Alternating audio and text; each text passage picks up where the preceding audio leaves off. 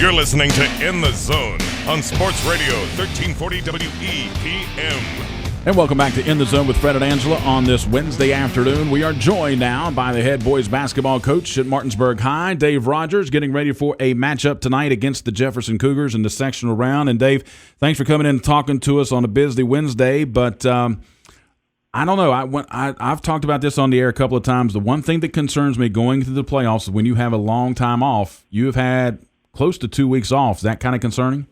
We've had about 10 days, and no, I don't think it's a concern. Our practices have been very competitive. In fact, it maybe got too competitive. We don't have Cedric Brown tonight. He's got a sprained ankle. But the last time we played Jefferson, we didn't have Brandon Ashenfelter, so we do have him, and I think both of those young people are playing well at this time of the year. But you know, we've had actually time to go back and go back to some fundamentals that we did in preseason and shore up some things. And I think we've got enough good players that we really can make practice real and legitimate. And hopefully we gave them some time off. Mm-hmm. We got them away from the game for a little bit, came in one day and had a foul shooting contest, a three-point contest, and did some nice things that just had a little bit of fun with them. And then we got back down to business, and hopefully we're ready to go. Let's talk about what you saw on Monday. Did you get to go to the game at Jefferson?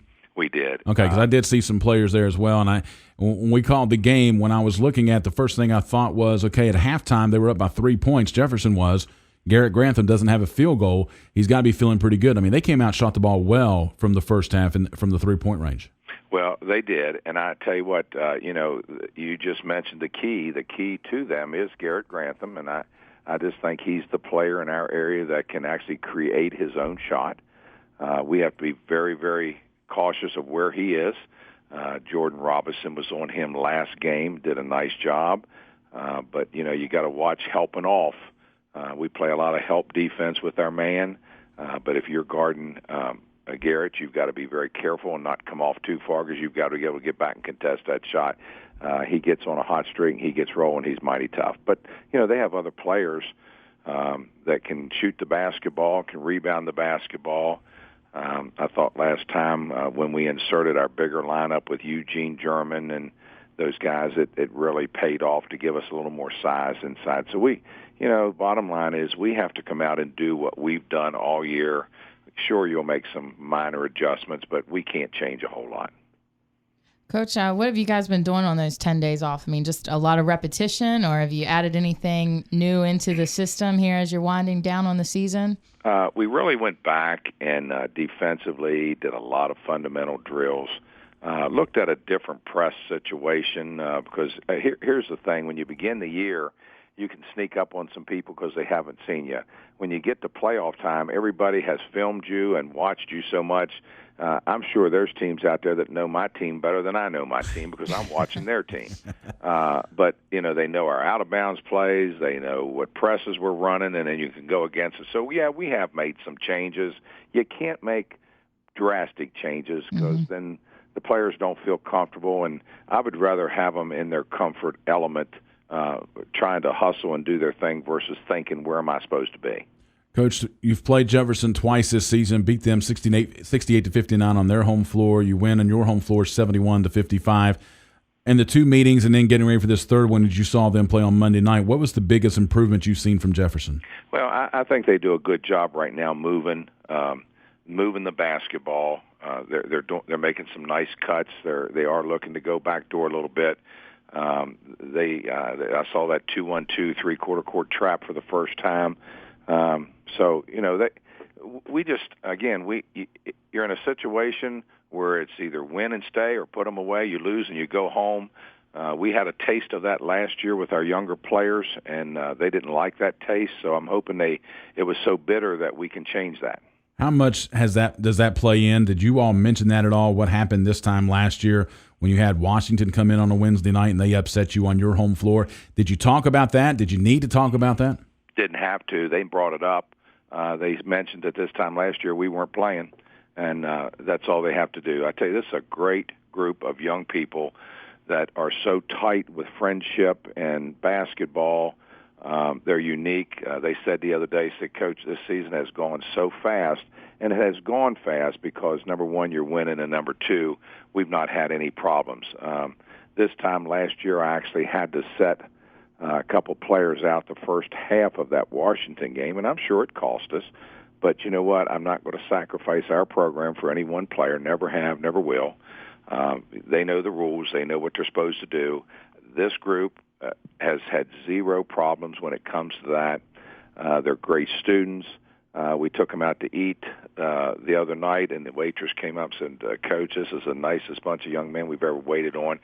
And I think you know that if you talk to these guys, you'll get yes or no, sir, from them when you speak with them. Hey, Coach, you've got a couple football players on the team. They won the state championship this past year. I think that leadership has carried over into the team this year. Like you just said, they're a very tight-knit group. Well, they are, and anytime you have people that win state titles, they've been through the wars. They know it. A lot of our guys have been through a lot of AAU basketball, which helps them. So Addie Gilmore has really given us a lot of good senior leadership there. And now I think, I told somebody the other day, Cedric has really, in the last couple, 2 or 3 weeks, has really come into his own. Mm-hmm. It is just amazing how long it takes to get, some players can jump in right away after one sport, others can't. And, it just takes a good month to get the muscles you're using and what you're doing in football to adjust to basketball. But once they adjust, then they fit right in. Mm-hmm. We're talking with Dave Rogers, head basketball coach of the Martinsburg Bulldogs. Martinsburg gets ready to take on Jefferson tonight in the second round of the sectional tournament. Coach, you started off the season 14-0. You lost 2 games in a row. Now you've won 5 in a row. Talk about the improvement of your ball club since that 63-60 loss to Beckley. How has the team, and they responded with 5 straight wins, but how has the team improved since then? Well, I just think we've done some better things defensively. Again, I've always had this experience with our ball clubs. Anytime that we have started out so fast, you cannot expect your team to play at that level all year, and it just doesn't happen. And every time we've been very successful, we've had a letdown or a lull or whatever you want to call it, a valley, somewhere in the middle or 2/3 on the other side of that middle. And you've had a little bit of a letdown and a little disappointment, and we've had that. Mm-hmm. And then we end up starting to climb the mountain again. So we hope we're climbing that mountain. I told the players the other day, you can play as few as 1 game, or you can play as many as 6, and that's up to us what we do. Well, Coach, when you look at it, and you brought up a great point, when you look at the points that you have scored this season, you start off scoring 87, 89, 88 points. You drop down, to 52, 68, 70s, and then, of course, you lost the 2 games. You scored 50 and 60, but since that point, your numbers have dropped back up or jumped back up offensively, 64, 91, 71, 70, 72. So you can kind of see you had that lull. Now it's coming back. Well, we hope it is. And, we've got the pieces there. We've got the quickness. We've got shooters. This is one of the best shooting teams that we've had in a long while, and they've worked very hard in the offseason to get to that point. And now we've kind of blended our bigger people now that we can go bigger. When you put a Eugene German or a Brian Harrison or a Brandon Ashenfelter in that ball game with a 6'7" boot at Grantham, you've got some size. Jordan Robinson, 6'3", can jump very quick. So, we can go with a bigger lineup if we need that. We can go with a quicker lineup if we need some quickness.